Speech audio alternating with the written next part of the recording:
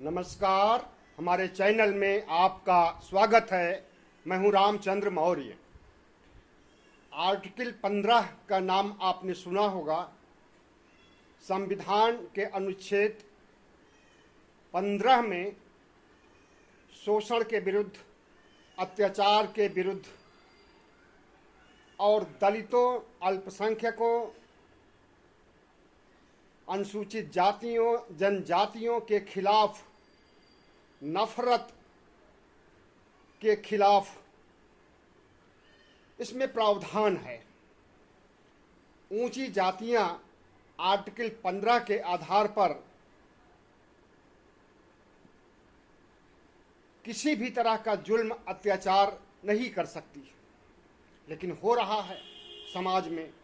और जो कुछ समाज में होता है वही साहित्य, सिनेमा और मीडिया, तमाम माध्यमों के माध्यम से सामने आता है।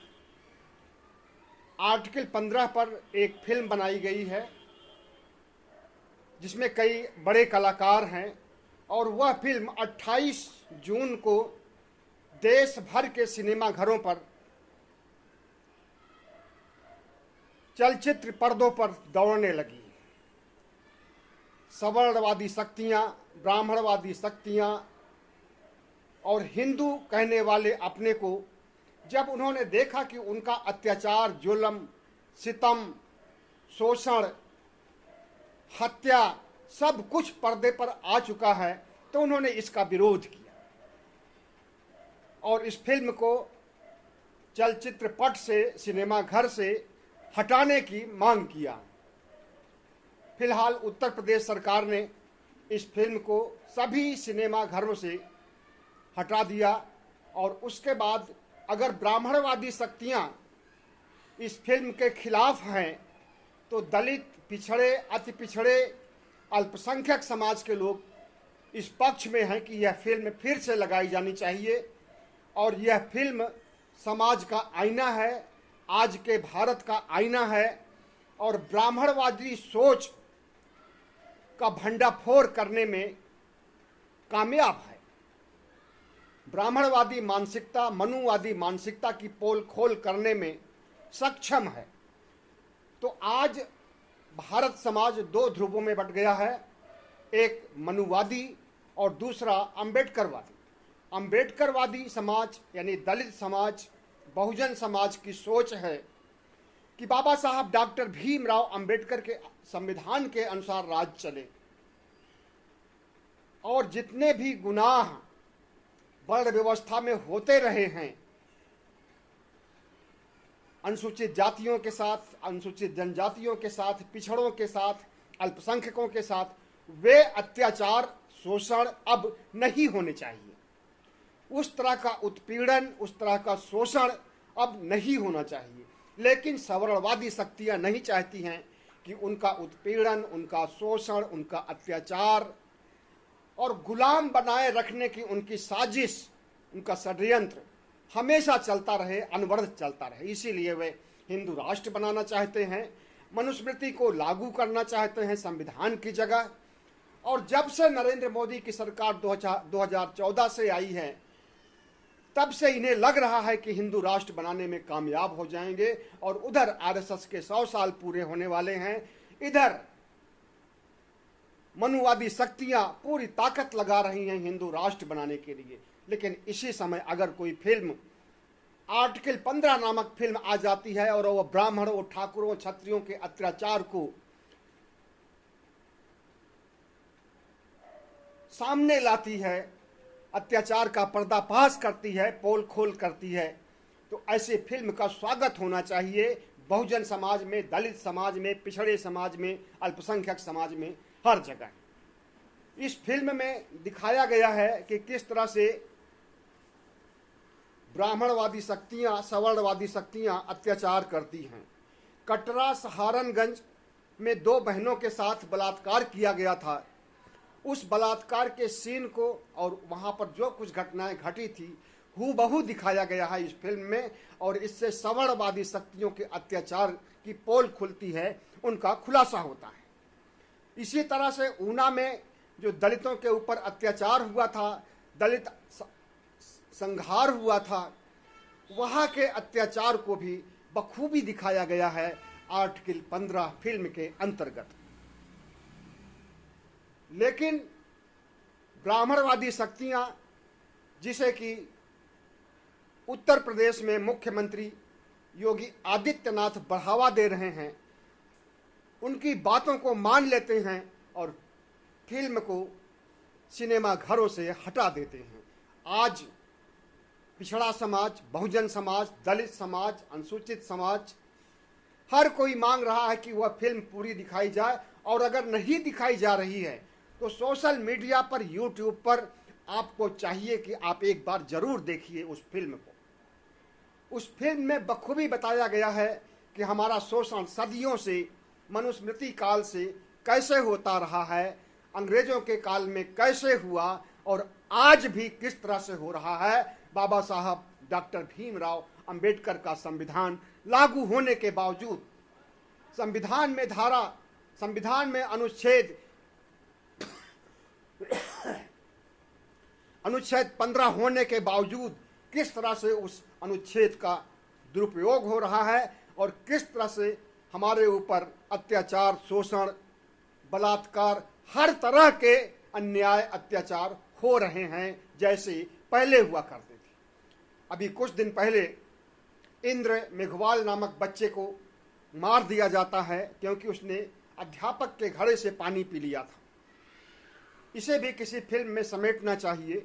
और इस तरह की जितनी भी गतिविधियां होती हैं दलित समाज के साथ, पिछड़ी जातियों के साथ, उन्हें सब पर एक फिल्म बनानी चाहिए, कोलाज बनाना चाहिए और हर माध्यमों से, कला के माध्यम से, सिनेमा के माध्यम से, चित्रकला के माध्यम से, मूर्तिकला के माध्यम से, हर कलाओं के माध्यम से इसे समाज के सामने और दुनिया के सामने लाने की कोशिश होनी चाहिए, ताकि ब्राह्मणवादी शक्तियां जो आज बहुत ज़्यादा सक्रिय हो गई हैं, आत्मविश्वास से भर गई हैं हिंदू राष्ट्र बनाने के लिए, इनका पर्दाफाश हो, इनके कुकर्मों का खुलासा हो, इनके वर्ण व्यवस्था की पोल खोली जाए और इनकी जो घटिया और बेहद आपत्तिजनक सोच है उस सोच पर पूर्ण विराम लगे। भारत धर्मनिरपेक्ष राज्य है, भारत धर्मनिरपेक्ष राष्ट्र है। आज से नहीं, आज़ादी के बाद से ही, जब से संविधान लागू हुआ है तब से भारत धर्मनिरपेक्ष है। किसी एक धर्म का यहाँ पर बिगुल नहीं बच सकता है और किसी एक धर्म का प्रमोशन नहीं हो सकता है। अगर होगा तो सभी धर्मों का प्रमोशन होगा, सभी धर्मावलंबियों को बराबर महत्व दिया जाएगा। वो चाहे हिंदू धर्म मानता हो, चाहे बौद्ध धर्म मानता हो, चाहे ईसाई धर्म, इस्लाम धर्म, जैन धर्म, सिख धर्म, कोई भी धर्म मानता हो, भारत की नज़रों में सब एक समान है। लेकिन यही चीज़ सवर्णवादी शक्तियाँ, ब्राह्मणवादी शक्तियाँ नहीं चाहती हैं। वे अन्याय, अत्याचार का अपना शोषण जो मनुस्मृति काल से चलाती रही हैं उसे चलाए रखने के लिए भारत को हिंदू राष्ट्र बना रही हैं। और हिंदू राष्ट्र बनाने के पहले जिस तरह से इनके अत्याचार बढ़ गए हैं और राम, कृष्ण, शिव को महिमा मंडित करने के लिए अयोध्या, काशी, मथुरा में इनकी कार्रवाइयाँ हो रही हैं और मुस्लिम समाज के पूरा अवशेषों को, उनके मस्जिदों को, उनके पूजा स्थलों को ढहाने की जो कुटिल चाल चली जा रही है, बहरहाल अब तो मुकदमा दर्ज हो गया है और उस पर सुनवाई चल रही है। क्या फैसला होगा, अदालत जो फैसला देगी सही फैसला ही होगा। जी किसी के पक्ष में है, किसी के विपक्ष में है, फैसला तो मानना ही पड़ेगा क्योंकि भारत धर्मनिरपेक्ष राष्ट्र है और यहाँ पर सुप्रीम कोर्ट या अदालतों की इज्जत होती है और होती रहेगी। तो बहरहाल मथुरा और काशी का मामला तो तूल नहीं पकड़ पाएगा क्योंकि 1991 में एक ऐसा कानून बनाया गया था जिसमें कि किसी भी आज़ादी के पहले की किसी भी धर्मस्थल पर आज़ादी के पहले वाली स्थिति कायम रहेगी। और उस कानून के रहते हुए, उस अधिनियम के रहते हुए ब्राह्मणवादी शक्तियाँ मथुरा और काशी पर जो दावा थोप रही हैं, ज्ञान वापी मंदिर पर और मथुरा की ईदगाही मस्जिद पर जो दावा थोप रही हैं उसे वे किसी भी जन्म में नहीं पूरा कर पाएंगी। और मथुरा और काशी को में जिस तरह से अभियान चला रही हैं उसमें उन्हें सफलता कभी भी नहीं मिल सकती है उस कानून के रहते हुए। तो हमें देखना है कि आर्टिकल 15 में जिस तरह से उसका विरोध किया ब्राह्मणवादी शक्तियों ने, सवर्णवादी शक्तियों ने, तो निश्चित रूप से जो जिस चीज़ का ये विरोध करेंगे उसे हमें समर्थन करना है, क्योंकि हम पिछड़ी जाति से हैं, क्योंकि हम बहुजन समाज से हैं, क्योंकि हम अति पिछड़े हैं, अनुसूचित जाति के हैं, जनजाति के हैं, मुसलमान हैं। इसलिए हमारे खिलाफ ही इनकी सोच हमेशा से थी और आज भी है। आज अगर मोदी जी कहते हैं कि महिलाओं का सशक्तिकरण होना चाहिए, उसके लिए माहौल बनाने की बात करते हैं, महिलाओं को अपमानित न करने की सोच विकसित करने की बात कहते हैं, लेकिन यही प्रधानमंत्री महिलाओं के बारे में कितनी गंदी गंदी और घटिया बातें बोल चुके हैं, उसे सुन करके आप भी शर्मिंदा हो जाएंगे। इन्होंने सोनिया गांधी को 50 करोड़ की गर्लफ्रेंड बोला है, इन्होंने सोनिया गांधी को जर्सी गाय बोला है, इन्होंने सोनिया गांधी को कांग्रेस की विधवा और क्या क्या बहुत कुछ बोला है। मुसलमानों के बारे में क्या क्या बोला है कि इन्हें तो कपड़ों से पहचाना जा सकता है, दिवाली पर और ईद पर बिजली क्यों नहीं आती है। इस तरह के एक नहीं बहुत से सांप्रदायिक बयान है जिसे यहाँ भारत राष्ट्र का प्रधानमंत्री देता है। तो जिस राष्ट्र का प्रधानमंत्री सांप्रदायिक हो उस देश के बाकी हिंदू पंथी शक्तियां, कट्टरपंथी शक्तियां क्यों बाज आएंगी और क्यों नहीं वे धर्म संसद आयोजित करके काट डालने, मार डालने की बात करेंगी? क्यों नहीं वे मुस्लिम पुरावशेषों पर, मुस्लिम धर्मस्थलों पर कब्जा जमा करके नरसंहार करने की बात करेंगी? आज भारत जिस मोड़ पर जा रहा है और आज भारत जहां जा रहा है वो बिल्कुल तानाशाही, हिटलरशाही का युग है। और बस अंतर केवल इतना है कि आपातकाल की घोषणा नहीं हुई है। 1975 में आपातकाल की घोषणा के बाद आपातकाल लगाया गया था, लेकिन आज की तिथि में यहाँ पर भारत में अघोषित आपातकाल लगा हुआ है।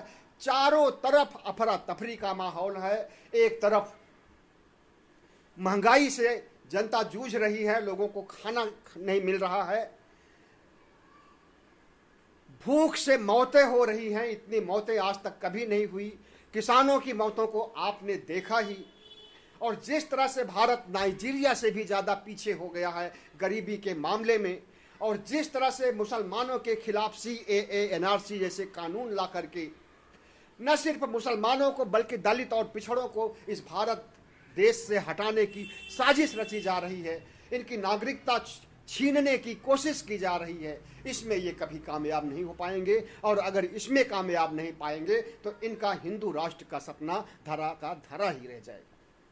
और जहां तक आर्टिकल 15 की बात है, तो समाज में आज दलित के साथ, पिछड़ों के साथ, बहुसंख्यक आबादी के साथ, अल्पसंख्यकों के साथ पूरा समाज है, पूरा बुद्धिजीवी वर्ग है, पूरा फिल्म इंडस्ट्री है।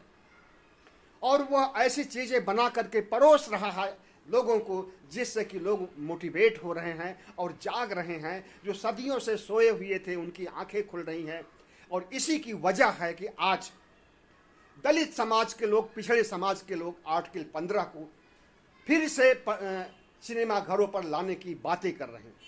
और इसी तरह से जागरूकता अगर बढ़ती रही तो इनका ब्राह्मणवाद का तो जो डंका पीटने की बात चल रही है और हिंदू राष्ट्र बनाने की बात चल रही है, ये फिर से रसातल में चले जाएंगे, वैसे जैसे कांग्रेस के समय में भारतीय जनता पार्टी का कहीं कोई अस्तित्व नहीं था। 1980 में भारतीय जनता पार्टी जन्मी और आज पीक पर है, लेकिन अब ये पतन की ओर जा रही है। अपने अंतर्कलह से अपनी ही पार्टी के लोग भारतीय जनता पार्टी को नेस्तनाबूद करने के लिए, कमज़ोर करने के लिए लोग काम करने लगे हैं। और सबसे बड़ी चीज़ तो पिछड़ों में, दलितों में, अनुसूचित जातियों में, जनजातियों में चेतना आ गई है।